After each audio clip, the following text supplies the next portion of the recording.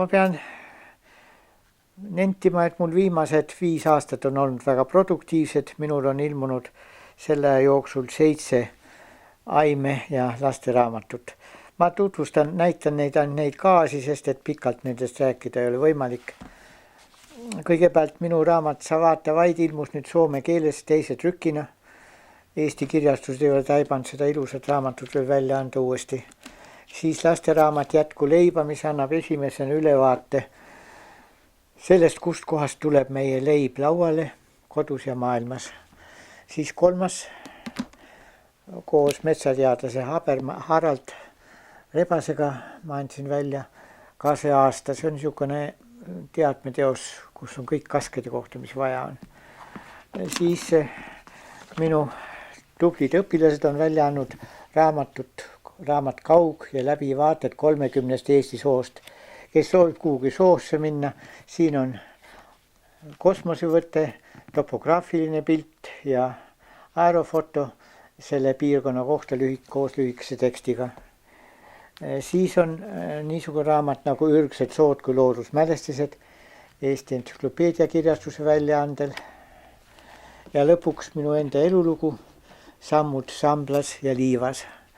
Aga keskkonnauudised soovitasid mul rääkida kõige viimasest raamatust, mille pealkiri on 100 tavalisemat taime. See raamat on inimestele, kes üldse taimi ei tunne, kes on ainult kuulnud taimede nimesid nagu nurmenukk, karikakar ja võilill.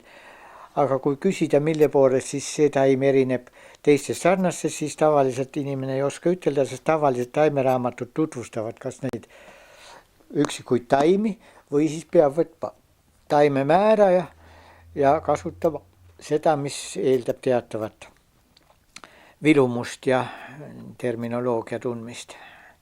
Nii et see on niisugune raamat, mis on mõeldud siis inimesele, kes veel ei tunne. Ta võib ees tabelite järgi vaadata õie värvi, õie osade arvu ja lehtede järele, kuhu see taim ligikaudu võiks kuuluda. Ja siis, kui ta siin on käsitletud, siis ta saab selle kohta lähemat ülevaadet ilusa pildi ja vajaliku tekstiga. Ja iga taime juures on terve rida neid taimi, millega võib seda taime ära vahetada. Seda raamatut mina olen teinud tegelikult 30 aastat, nii kaua kui ma olin õppejõud ülikoolis. Ma pidin üliõpilastele taimi tutvustama ja pidin iga kord veenduma, et peale selle taime, mis nime ta kannab, on veel terve rida teisi taimi, millega need ära vahetatakse. Ja et seda vahetamist vältida, siis siin on kõik need taimed, mis sarnased on kõrval leheküljel kujutatud ja siin võib kohe võrrelda, kas on see taim või ei ole. No võtan ühe näite. Arakputk, naat ja karuputk ja heinputk on kõik suured putked ja tavaline inimene ei tee vahet. Isegi üks meie väljapaistev looduslüürik kirjutas tee ääres õitsevad heinputked, aga aeg oli tegelikult harakputkede aeg. Heinputk ei kasva niimoodi tee äärest rodus.